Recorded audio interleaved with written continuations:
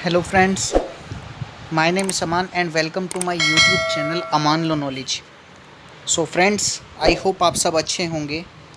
आज का जो हमारा टॉपिक है वो है इंडियन कॉन्ट्रैक्ट एक्ट का intention to create legal relationship. Friends, आइए देखते हैं कि क्या है ये चीज़। फ्रेंड्स, मैंने आपको पहले भी बता चुका हूँ कि ऑफ़र प्लस एक्सेप्टेंस बन के मिलता है एग्रीमेंट। एंड जो एग्रीमेंट होता है वो एनफोर्शिएबल बाय लॉ अगर करा दिया जाए तो वो हमारा बन जाता है एक कॉन्ट्रैक्ट, एक वैलिड कॉन्ट्रैक्ट वो हमारा बन जाता है। लेकिन इसमें ऑफ़र प्लस एक्सेप्टेंस ज़रूरी होनी चाहिए। अगर ऑफ़र सही तरीके से नहीं किया गया है तो भी हमारा एग्रीमेंट नहीं बन पाएगा, और एक्सेप्टेंस अगर नहीं मिली है तो भी हमारा एग्रीमेंट वो वॉइड कहलाया जाएगा। और अगर एनफोर्शिएबल बाय लॉ नहीं हुआ तो वो कॉन्ट्रैक्ट बनेगा ही नहीं। फ्रेंड्स, आज का जो हमारा ये टॉपिक रहेगा ये इम्पॉर्टेंट इसलिए है क्योंकि कोई भी काम को करने से पहले, लीगली काम को करने से पहले हमारी इंटेंशन होनी चाहिए कि अगर ये काम नहीं हुआ तो आगे चल के हम इसको लीगली तरीके से हैंडल कर पाएँ। आप अपनी डेली की रूटीन लाइफ में आप ये देखते हैं कि आप बहुत सारे कॉन्ट्रैक्ट्स करते हैं अपने घर में, अपने पेरेंट्स से, अपने सिस्टर से, अपने ब्रदर से, लेकिन आप उनको अगर फिलफुल ना करें तो आपके लिए कोई बर्डन नहीं है, कोई आपके लिए स्टॉपल नहीं है। स्टॉपल एक वर्ड आएगा कॉन्ट्रैक्ट में आपके लिए, आगे मैं आपको बताऊंगा। तो बेसिकली स्टॉपल मतलब बाउंड। आप कोई भी बाउंड नहीं है कि आपको ये पूरा करना ही करना है। लेकिन अगर आप लीगली तरीके से कोई कॉन्ट्रैक्ट कर रहे हैं तो आप बाउंड हो जाते हैं कि आपको वो फुलफ़िल करना ही पड़ेगा। फ्रेंड्स, आज का लेक्चर हमारा यही है। देखते हैं हमारा क्या है। Intention to create legal relationship, इसका मतलब क्या होता है फ्रेंड्स? अगर आपको पता है तो आप कमेंट बॉक्स में आप कमेंट करिए कि इसका मतलब होता क्या है। मैं आपको बेसिकली शॉर्ट में बता देता हूँ कि इसका मतलब मीनिंग होता क्या है। इंटेंशन कोई भी लीगल काम को करने की, लीगली तरीके से कोई भी रिलेशनशिप को बनाना, वही हमारा intention to create legal relationship रहता है। कोई भी कॉन्ट्रैक्ट करने से पहले लीगल रिलेशनशिप बनाना बहुत ज़रूरी है। मान लीजिए एक एग्ज़ाम्पल लेते हैं हम।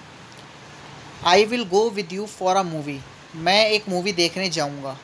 अगर मैं नहीं गया तो कोई मेरे पे सू कर सकता है, मेरा फ्रेंड मेरे पे सू कर सकता है? नहीं। And domestic agreement not to be count in contract, और जो भी रोज़मर्रा की ज़िंदगी में हम एग्रीमेंट करते हैं घर में, वो हमारे कॉन्ट्रैक्ट नहीं होते हैं। अब आते हैं an arrangement between two parties like husband and wife, वो हमारा कॉन्ट्रैक्ट नहीं होता है। मान लीजिए कोई भी हस्बैंड एंड वाइफ ने प्रॉमिस करा तो हमारा कॉन्ट्रैक्ट में काउंट नहीं होएगा। लाइक कि मैं तुम्हें हर महीने मूवीज़ दिखाने ले जाऊंगा, ये हमारा उसमें काउंट नहीं होगा कि ये एक लीगल कॉन्ट्रैक्ट है। अब आ जाते हैं हम अपने नेक्स्ट केस पे, जॉन वर्सेस पेडमिंटन के केस पे। बहुत इंपॉर्टेंट केस है गाइस, इसको आप पढ़िए। मैंने पूरा हिंदी में से ट्रांसलेट करके बताया हुआ है कि क्या केस है। केस पे आते हैं। मिसिस जॉन्स होती हैं, वो अपने तलाकशुदा बेटी के साथ रहती हैं, और बेटी जो होती है वो खर्च अपना चलाने के लिए, अपना खर्चा डेली रूटीन का, वो जॉब करती हैं। एक दिन मिसिस जॉन्स अपनी बेटी को ये ऑफ़र देती हैं कि तुम अपनी जॉब छोड़कर बैरिस्टर की पढ़ाई करो, और जितनी भी तुम पढ़ाई करोगी उस सब का खर्चा मैं उठाऊँगी। आगे चल के क्या होता है, जो डॉटर होती हैं वो एग्री हो जाती हैं इस बात पे। कुछ दिन बाद मिसेस जॉन्स क्योंकि अकेली रहती हैं, उनके पास कोई भी ऐसा सोर्स नहीं है जिसके द्वारा वो खर्चा उठा पाएँ, तो वो अपना जो एक हाउस लेती हैं और उसे रेंट पे देती हैं, और जो रेंट का एक पार्ट होता है उस रेंट का पार्ट वो अपनी डॉटर को देती हैं। उनकी डॉटर रिसीव करती है वो। बेसिकली यहाँ तक आपको समझ आया होगा कि डॉटर रिसीव करती हैं वहाँ का रेंट अपनी पढ़ाई के लिए, जो वो कर रही हैं, जो ऑफ़र दिया था मिसेस जॉन्स ने।